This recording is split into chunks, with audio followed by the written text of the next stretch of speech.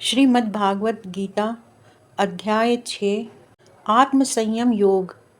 श्रीमद् भागवत गीता के 6वें अध्याय में श्री कृष्ण अर्जुन को सच्चे योग और ध्यान की महिमा समझाते हैं। श्री कृष्ण बताते हैं, जो मनुष्य बिना किसी फल की इच्छा से अपना कर्तव्य समझकर कार्य करता है वही सन्यासी है और वही योगी है।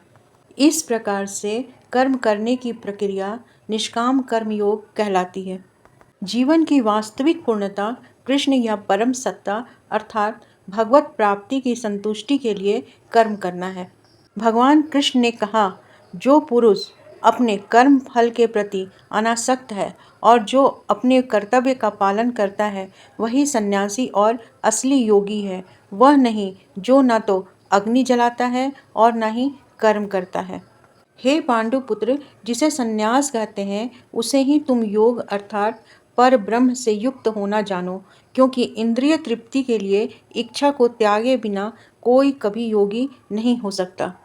अष्टांग योग के 9 साधक के लिए कर्म साधन कहलाता है और योग सिद्ध पुरुष के लिए समस्त भौतिक कार्यकलापों का परित्याग ही साधन कहा जाता है। जब कोई पुरुष समस्त भौतिक इच्छाओं का त्याग करके न तो इंद्रिय तृप्ति के लिए कार्य करता है और न सकाम कर्मों में प्रवृत्त होता है तो वह योगारूढ़ कहलाता है। मनुष्य को चाहिए कि अपने मन की सहायता से अपना उद्धार करे और अपने को नीचे न गिरने दे। यह मन बुद्ध जीव का मित्र भी है और शत्रु भी। जिसने मन को जीत लिया है उसके लिए मन सर्वश्रेष्ठ मित्र है, किंतु जो ऐसा नहीं कर पाया उसके लिए मन सबसे बड़ा शत्रु बना रहेगा। जिसने मन को जीत लिया है उसने पहले ही परमात्मा को प्राप्त कर लिया है, क्योंकि उसने शांति प्राप्त कर ली है। ऐसे पुरुष के लिए सुख दुख, गर्मी सर्दी एवं मान अपमान एक से हैं। वह व्यक्ति आत्म साक्षात्कार को प्राप्त तथा योगी कहलाता है, जो अपने अर्जित ज्ञान तथा अनुभूति से पूर्णतया संतुष्ट रहता है। ऐसा व्यक्ति आध्यात्म को प्राप्त तथा जितेंद्रिय कहलाता है। वह सभी वस्तुओं को, चाहे वो एक कंकड़ हो, पत्थर हो कि सोना, एक समान देखता है। जब मनुष्य निष्कपट हितैषियों, प्रिय मित्रों, तटस्थों, मध्यस्थों, ईर्ष्यालुओं, शत्रुओं तथा मित्रों, पुण्यात्माओं एवं पापियों को समान भाव से देखता है तो वह और भी उन्नत माना जाता है। योगी को चाहिए कि वह सदैव अपने शरीर, मन तथा आत्मा को परमेश्वर में लगाए, एकांत स्थान में रहे और बड़ी सावधानी के साथ अपने मन को वश में करे। उसे समस्त आकांक्षाओं तथा संग्रह भाव की इच्छाओं से मुक्त होना चाहिए। योगाभ्यास के लिए योगी एकांत स्थान में जाकर भूमि पर कुशा बिछा दे और फिर उसे मृगछाला से ढके तथा ऊपर से मुलायम वस्त्र बिछा दे। आसन न तो बहुत ऊंचा हो न बहुत नीचा, यह पवित्र स्थान में स्थित हो। योगी को चाहिए कि इस प्रकार दृढ़तापूर्वक बैठ जाए और मन, इंद्रियों तथा कर्मों को वश में करते हुए तथा मन को एक बिंदु पर स्थिर करके हृदय को शुद्ध करने के लिए योगाभ्यास करे। योगाभ्यास करने वाले को चाहिए कि वह अपने शरीर, गर्दन तथा सिर को सीधा रखे और नाक के अगले सिरे पर दृष्टि लगाए। इस प्रकार वह अविचलित तथा दमित मन से, भय रहित, विषयी जीवन से पूर्णतया मुक्त होकर अपने हृदय में मेरा चिंतन करे और मुझे ही अपना चरम लक्ष्य बनाए। इस प्रकार शरीर, मन तथा कर्म में निरंतर संयम का अभ्यास करते हुए संयमित मन वाले योगी को इस भौतिक अस्तित्व की समाप्ति पर भगवत धाम की प्राप्ति होती है। कृष्ण कहते हैं, हे अर्जुन, जो अधिक खाता है या बहुत कम खाता है, जो अधिक सोता है अथवा पर्याप्त नहीं सोता, उसके योगी बनने की कोई संभावना नहीं है। जो खाने, सोने, आमोद प्रमोद तथा काम की आदतों में नियमित रहता है वह योगाभ्यास द्वारा समस्त भौतिक क्लेशों को नष्ट कर सकता है। जब योगी योगाभ्यास द्वारा अपने मानसिक कार्यकलापों को वश में कर लेता है और आध्यात्म में स्थित हो जाता है अर्थात समस्त भौतिक इच्छाओं से रहित हो जाता है, तब वह योग में सुस्थिर कहा जाता है। जिस प्रकार वायु रहित स्थान में दीपक हिलता डुलता नहीं, उसी तरह जिस योगी का मन वश में होता है वह आत्म तत्व के ध्यान में सदैव स्थिर रहता है। सिद्धि की अवस्था में, जिसे समाधि कहते हैं, मनुष्य का मन योगाभ्यास के द्वारा भौतिक मानसिक क्रियाओं से पूर्णतया संयमित हो जाता है। इस सिद्धि की विशेषता यह है कि मनुष्य शुद्ध मन से अपने को देख सकता है और अपने आप में आनंद उठा सकता है। उस आनंदमयी स्थिति में वह दिव्य इंद्रियों द्वारा असीम दिव्य सुख में स्थित रहता है। इस प्रकार स्थापित मनुष्य कभी सत्य से विपथ नहीं होता और इस सुख की प्राप्ति हो जाने पर वह इससे बड़ा कोई दूसरा लाभ नहीं मानता। ऐसी स्थिति को पाकर मनुष्य बड़ी से बड़ी कठिनाई में भी विचलित नहीं होता। यह निसंदेह भौतिक संसर्ग से उत्पन्न होने वाले समस्त दुखों से वास्तविक मुक्ति है। मनुष्य को चाहिए कि संकल्प तथा श्रद्धा के साथ योगाभ्यास में लगे और पथ से विचलित न हो। उसे चाहिए कि मनोधर्म से उत्पन्न समस्त इच्छाओं को निरपवाद रूप से त्याग दे और इस प्रकार मन के द्वारा सभी ओर से इंद्रियों को वश में करे। धीरे धीरे क्रमशः पूर्ण विश्वास पूर्वक बुद्धि के द्वारा समाधि में स्थित होना चाहिए और इस प्रकार मन को आत्मा में ही स्थित करना चाहिए तथा अन्य कुछ भी नहीं सोचना चाहिए। मन अपनी चंचलता तथा अस्थिरता के कारण जहाँ कहीं भी विचरण करता हो, मनुष्य को चाहिए कि उसे वहाँ से खींचे और अपने वश में लाए। जिस योगी का मन मुझ में स्थिर रहता है, वह निश्चय ही दिव्य सुख की सर्वोच्च सिद्धि प्राप्त करता है। वह रजोगुण से परे हो जाता है। वह परमात्मा के साथ अपनी गुणात्मक एकता को समझता है और इस प्रकार अपने समस्त विगत कर्मों के फल से भी निवृत्त हो जाता है।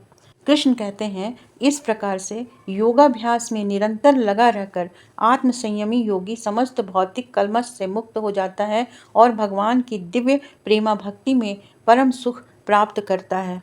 वास्तविक योगी समस्त जीवों में मुझको तथा मुझ में समस्त जीवों को देखता है। निसंदेह स्वरूप सिद्ध व्यक्ति मुझ परमेश्वर को सर्वत्र देखता है। कृष्ण कहते हैं, जो मुझे सर्वत्र देखता है और सब कुछ मुझ में देखता है, उसके लिए न तो मैं कभी अदृश्य होता हूँ और न वह मेरे लिए अदृश्य होता है। तो योगी मुझे तथा परमात्मा को अभिन्न जानते हुए परमात्मा की भक्ति पूर्वक सेवा करता है, वह हर प्रकार से मुझ में सदैव स्थित रहता है।